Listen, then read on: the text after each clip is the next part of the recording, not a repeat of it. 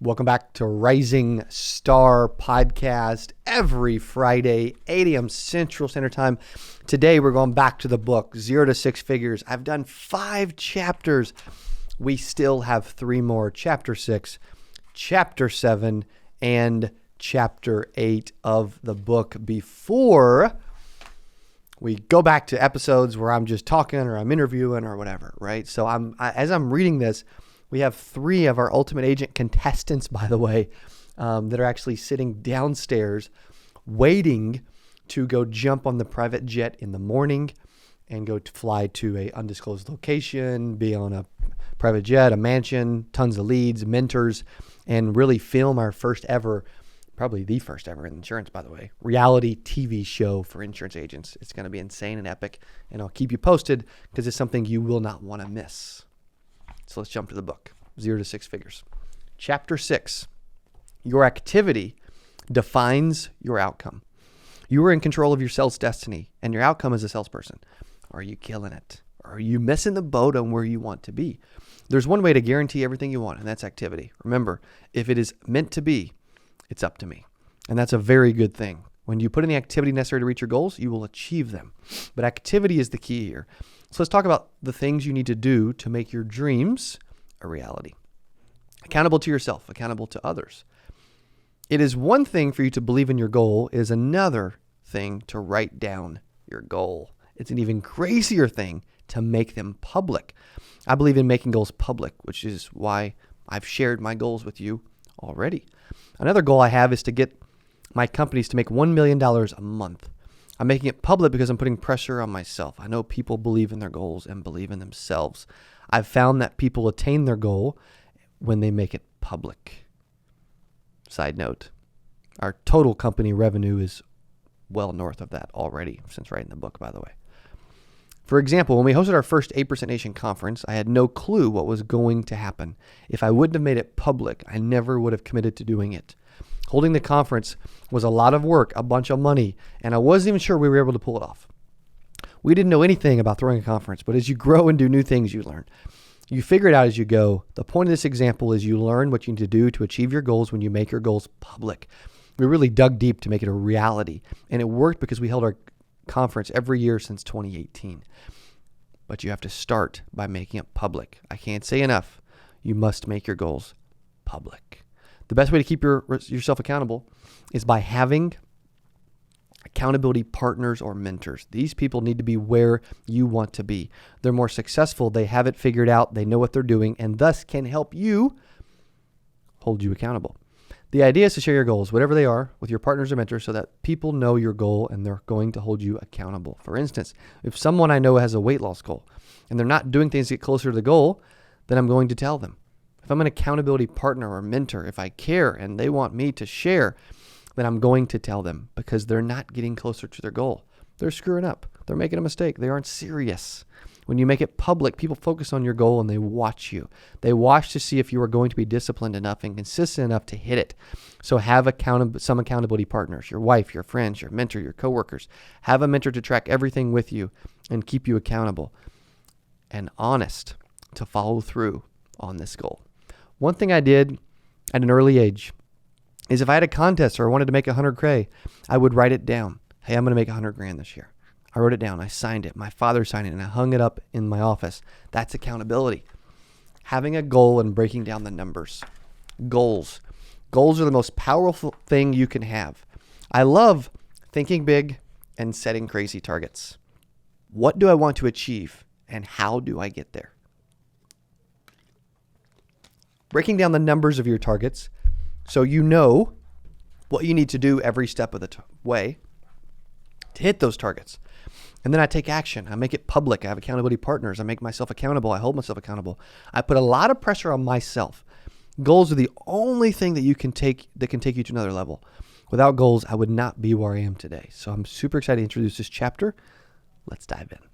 There isn't a bad way or a wrong way, but I love setting short-term goals, like a goal for this week, especially if I'm a salesperson, or maybe a goal for this year, or even a long-term goal. Some of the goals that I have that I write down every single day about all 6 of my companies I also have some personal goals that I've set: owning a jet, traveling the world to help every salesperson. I believe in writing lofty goals. So that is one of the things I do. I think short term, this year, and long term.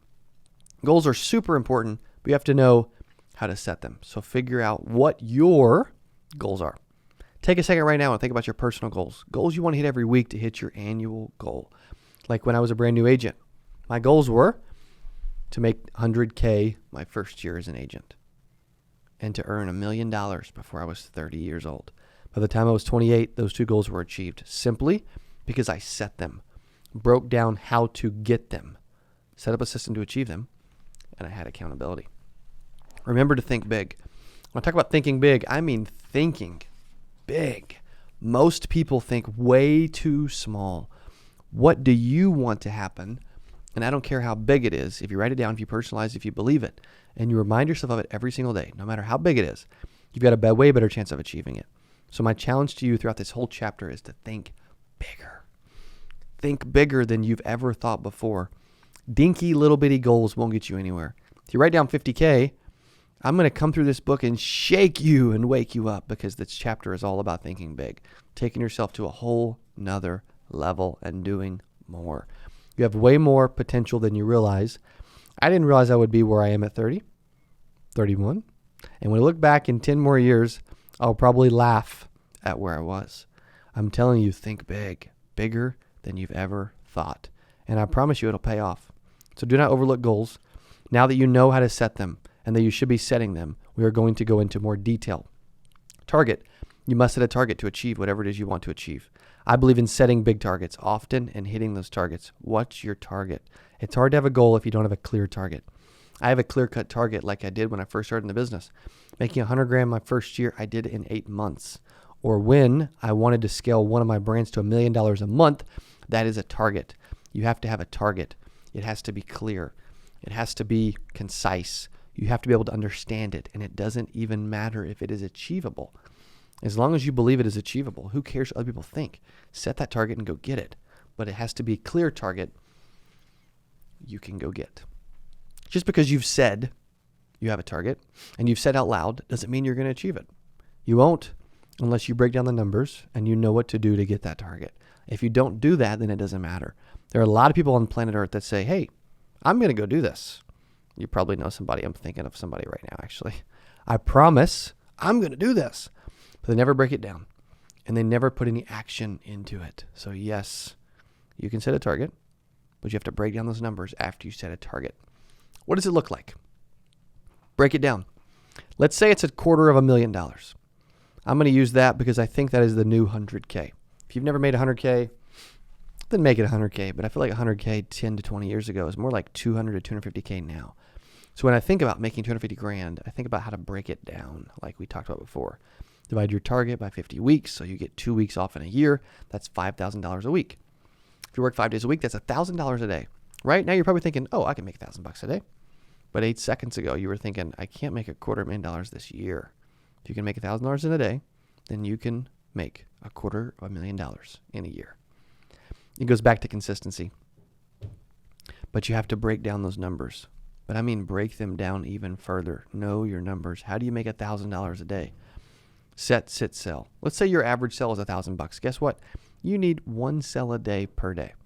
In general, the average closing rate for a salesperson is 50%. So guess what? You need to see 2 people per day. If these are your numbers, maybe you need to set 3 appointments because, hey, maybe 2 of the 3 appointments you set will show up. And then maybe you'll sell 1 worth $1,000. That is your actual average. And if it isn't, then you need to see more and sit with more. But in this case, 3, 2, 1, it's all about the numbers. Then, how do you set 3 every day? How do you set 15 every week or whatever your numbers look like? I want you to break them all the way down and so you know your numbers. Let's just keep going with this example. Let's say you call 100 people and speak to 30 of them. From that 30, you can set your 15 appointments.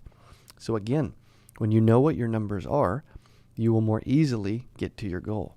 You also need to figure out how much you make per dial and per door knock. Let's break those numbers down. It isn't rocket science. $5,000 divided by 100 dials.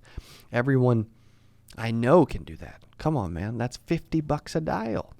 So what you're telling me is, Cody, is if I pick up the phone, I just made $50. In this example, That's correct. In this example, that's exactly what I'm saying. So break down the numbers.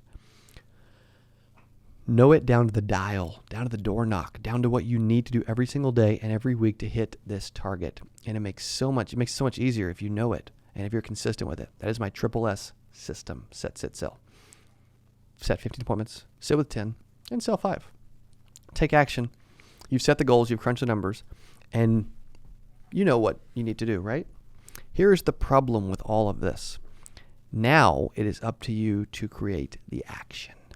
Anyone can have a goal, a dream, a target, and figure out numbers. But if they aren't taking the necessary action, nothing will happen toward their goal. And you know why? Because their work ethic sucks. They're lazy. They aren't serious about it. And they won't do whatever it takes.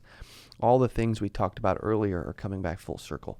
If you want your goals to happen, you have to make them happen. I don't want you to just do all this work and not take action and succeed. When you figure out what you need, what you want your income to be, then actually do it. I'll use myself as an example because it's easy to do. I hate running, but I finished a 5K, then a half marathon, and then I trained for and completed a triathlon, 72 total miles. I haven't worked this hard consistently since college, since basketball. I didn't think I could, or maybe I thought I could. Maybe I was being lazy. Maybe my work ethic wasn't high and tight and right. At the end of the day, it takes discipline to achieve success. Figure out what you need to do and then just make the decision to do it. Don't let anything get in the way. Take action, be consistent, and just freaking do it. Track it every day. You have to track your goal. We talked about accountability, writing down your goal, signing it along with your accountability partner, and speaking it into public. That is all accountability. Another thing I do is to track progress using a whiteboard I have hanging up in my office. It's where I can see it every day and I can track progress. So if you want to make 100K in 2021, then it would start at 0 and you track this on your whiteboard. Then every 5 or 10 grand, move the meter. Not only are you tracking it, but you visually see the progress. It is better when it's trackable, it is visual, and you can see it every single day. Since you are writing it down and you're also seeing your progress, then you can look and say, hey, do I need to do more? Or, hey, I'm ahead. Just don't slow down when this happens. Finish it sooner instead. It is a better story you can do in 8 months instead of 12 months. Trust me, I know the feeling. I've been to 2 World Series because I won an insurance sales contest with an insurance company I used to work for. Every year I was with that company, I made that trip because I set a goal to make it happen. I had accountability. I spoke it into existence. I tracked my activity and I put it in the effort. This wasn't because I was most experienced or the best salesperson or because I tracked it. And I said, hey, I'm going to make it. And I made it public. Everybody thought I was nuts, but I didn't care because I knew I was going to achieve it. I was the only person in my entire office to ever be able to do that because I believed it. Track it. When I was trying to make the World Series, my wife would build a baseball field, and I would move a picture of me dressed up as a baseball player around the bases. It is visual, it's trackable. Yeah, it's cheesy, but at the end of the day, if it works and it gets you closer, who cares? So track your goal meticulously so that you can visually see your progress along the way. Set your goals, think bigger, hold yourself accountable. Speak it into existence by putting it out there in public. Get a mentor or accountability partner. Break down your numbers to achieve your goal and track it. Big things are coming, I promise you. That's chapter 6. If you haven't grabbed the book, 0 to 6 Figures, you can grab it on Amazon. How to go from flat broke to earning over 6 figures per year. You can get the paperback copy so that when we go through this, you can read it. And a lot of books are really long, by the way. This book is 78 pages long before you get to some of the stuff at the end. 78 pages long. It's like the shortest book in history, right? But it's easy. It's an easy read, like a couple hours and you're done, right? Which is good. I mean, I write a book because I want to help you get better at selling insurance. Well, if this will help you get better at selling insurance and you buy it, you're one step closer. But if you buy it and you start it, you're another step closer. Then when you start it, that's good. But then when you actually finish the whole book, you're even closer to actually going from 0 to 6 figures, right? From flat broke to earning over 6 figures per year. So check this thing out. Okay, I believe in you. You're a rising star, whether you believe it or not. This industry is not easy, but I promise you, you can do whatever you think, especially if you implement what you learn in here and you go apply it with some action. Okay, so thanks for being a rising star. Thanks for listening, and we'll see you on the next episode. I thought I was a mediocre insurance sales guy. And because I was challenged and there was a spark on my second phone call, was able to rock a presentation, have the confidence to take over the world, and realize, you know what? I'm going to build a massive call center.